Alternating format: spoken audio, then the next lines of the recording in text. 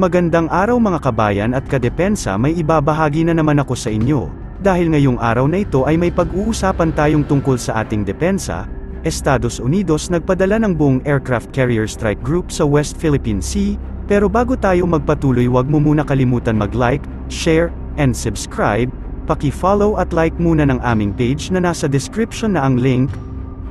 Nagpadala ang Estados Unidos ng mga barkong pandigma sa Pilipinas, kabilang na nga ang isang aircraft carrier.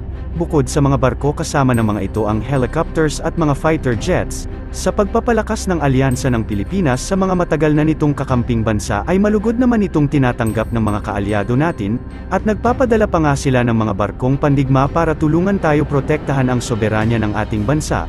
Sa ginanap na ikalawang maritime cooperative activity ng Pilipinas at Estados Unidos sa West Philippine Sea, mas maraming barko at fighter jets na ngayon ang pinadala kasya noong una.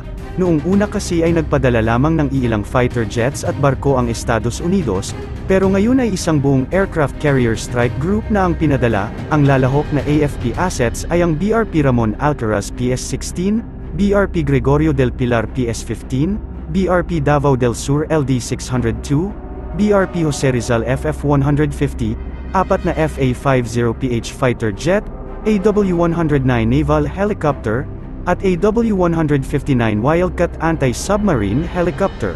Habang makikiisa rin ang ilang US assets gaya ng USS Carl Vinson CVN-70 aircraft carrier, USS Princeton cruiser, dalawang destroyers na USS Sterett at USS Kidd.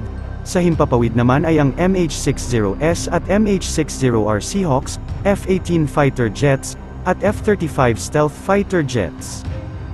Ang 3 days event na ito ay kinapapalooban ng arrival and departure passing exercises, communication checks, resupply at sea at cross-deck exercises, kabilang din dito ang joint patrols, gunnery exercises, officer of the watch maneuvers, at fixed-wing flight operations para sa huling araw ng aktibidad. Inaasahan na magtatapos ang mga aktibidad na ito na parehong may layuning mapalakas ang ugnayan ng dalawang bansa. Partikular na sa depensa nito, lalo't kasalukuyang humaharap sa mga hamon ang Pilipinas sa mga pinag-aagawang teritoryo sa West Philippine Sea.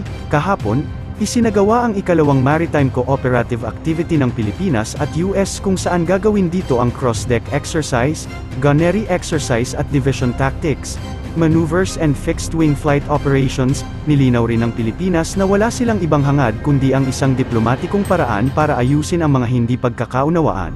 Habang nagpapatrolya ang mga barkong pandigma ng Pilipinas para salubungin ang mga barkong pandigma ng Estados Unidos, nagparamdam ang ilang mga barkong pandigma ng China sa paligid ng karagatan.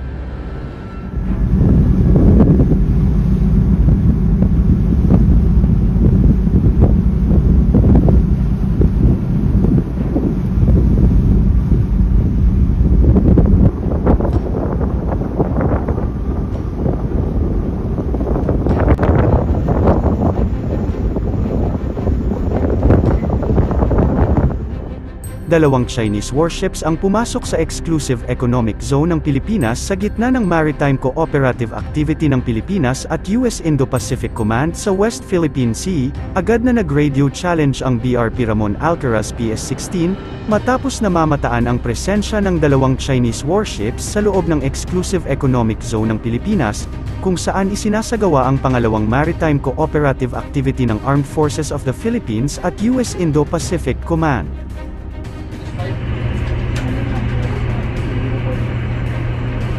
China Warship 174, this is Philippine Navy Warship 16. In accordance with international and Philippine national laws, you are within Philippine Exclusive Economic Zone. You are not responding. Your refusal to respond will be reported to concerned authorities. Over. Naganap ito alas 8 ng umaga, araw ng Miyerkules, January 3, 2023, kung saan namataan ang pag-aligid ng isang Chinese warship 174 PLAN destroyer at Chinese warship 570 PLAN frigate. Bigo namang makatanggap ng tugon ang Philippine Navy mula sa dalawang warships, bagamat hindi naman ito nakaapekto sa maritime exercises ng Pilipinas at US. Magdamag na nagmasid ang mga barkong pandigma ng China at talagang hindi sinagot ang mga radio challenge ng Philippine Navy. Talagang nagpapakita ng hamon itong mga barkong pandigma ng China dahil hindi nila idinetalye ang kanilang pakay doon. Ang West Philippine Sea ay patuloy na iginigiit ng China na bahagi ito ng pag-aari ng bansa nila na pasok naman sa Exclusive Economic Zone ng Pilipinas, at ang may karapatan dito ay ang Pilipinas ayon na rin sa international law. We've conducted series of activities. Number one, the comm check, communication check, wherein we primarily want to ensure connectivity and command and control of participating forces both from the Philippines and as well as from the US. Wants to ensure seamless integration of capabilities, at the same time testing our techniques, tactics, and procedures on how to go about and address evolving threats and challenges in the maritime domain, and also as well other threats. We follow certain policies and guidelines. We call this as the rules of engagement. So this is our Bible in ensuring that in the event of disruptive, at the same time dangerous maneuvers from any other countries, will be obliged to follow this one. Sinabi naman ng Bureau of Fisheries and Aquatic Resources o BFAR nitong Miyerkules na ang karagdagang floating assets ay ipapakalat sa West Philippine Sea ngayong taon.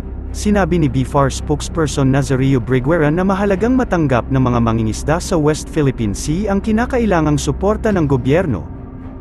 Doon sa tanong na ilan ba yung mga mangingisda natin dyan, kapag pinag-usapan po kasi natin ang West Philippine Sea, ito'y tumutukoy doon sa mga lalawigan na nakaharap sa West Philippine Sea.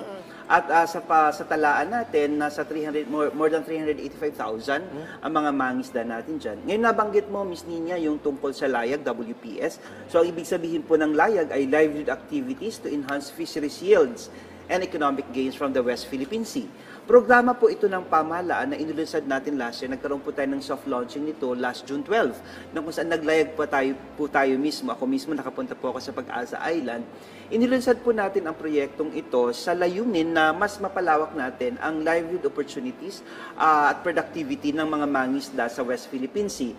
Nagkaroon po ito ng initial na 80 million pesos na pondo, at this year madadagdagan po ito. In fact, magkakaroon tayo ng additional floating assets for the West Philippine Sea. And kung hindi ako nagkikamali, may schedule tayo na maglayag din dyan sa may Scarborough Show, malapit dyan, para po magkaroon ng onboard livelihood training sa ating mga mangingisda na nangingisda po dyan sa West Philippine Sea. So ganito po ang tinatahak na direksyon ng pamahalaan sa pamamagitan po ng Bureau of Fisheries and Aquatic Resources, dahil ang mandato po natin pagdating sa West Philippine Sea ay masiguro na nabibigyan ng tamang suporta ang ating mga mangingisda, dahil ito po ang direktiba ng ating Pangulo at direktiba ng ating kalihim na hindi mapabayaan ang ating mga mangingisda dyan sa West Philippine Sea, maramdaman nila ang presensya ng pamahalaan at magkaroon sila ng sapat na access sa mga programa ng pamahalaan sa pangisdahan. Lahat po ng hakbang ng Bureau of Fisheries and Aquatic Resources pagdating po sa West Philippine Sea, ito po ay nakaangklas sa direksyon ng National Task Force on the West Philippine Sea, na kung saan po ang Philippines Coast Guard ay miyembro din po. So ano man pong ginagawa naming programa, ito po ay pakipagbalikitan sa National Task Force on the West Philippine Sea. At nabanggit po ninyo ano pa yung mga gagawin natin. Yes, ang BFAR po, sabi ko nga kanina, nakatuon po dun sa livelihood aspect. No? Doon po kami sumisentro sa paggawa ng mga programa para po sa West Philippine Sea. Masiguro natin na mayroong livelihood opportunities, may tamang suporta ang ating mga mangingisda dyan, dahil alam naman po natin, kinikilala natin sa ngayon na mayroon tayong hamon na hinaharap sa West Philippine Sea. Pero hindi naman ibig sabihin nito, dahil may hamon tayong hinaharap, ay titigil na tayo sa pagpapatupad ng ating mga programa. Dapat mas umigting ang ating giting sa pagsulong ng ating karapatan sa West Philippine Sea, lalo na sa aspeto ng pagkakaroon ng akses sa hanap buhay ng ating mga mangingisda dyan sa West Philippine Sea. Sinabi ni Briguera na may 385,000 mangingisda ang umaasa sa West Philippine Sea para sa kanilang kabuhayan. Ipinapatupad din ng BFAR ang livelihood activities to enhance fisheries yields and economic gains mula sa West Philippine Sea, na naglalayong palawakin ang livelihood activities sa pinag-aagawang karagatan. Ang proyekto ay may budget na 80 million pesos, sabi ng Bureau of Fisheries and Aquatic Resources. Para sa mas madaming update tungkol sa ating defense, abangan lamang ang aking mga bagong video. Para naman sa mga gusto magpa-shoutout, mag-comment lamang po at share, paki-follow at like muna ng aming page na nasa description na ang link. Huwag mo na rin kalimutan mag-like, share, and subscribe. Pindutin mo na rin ang bell para updated kayo sa aking mga video. Maraming salamat po.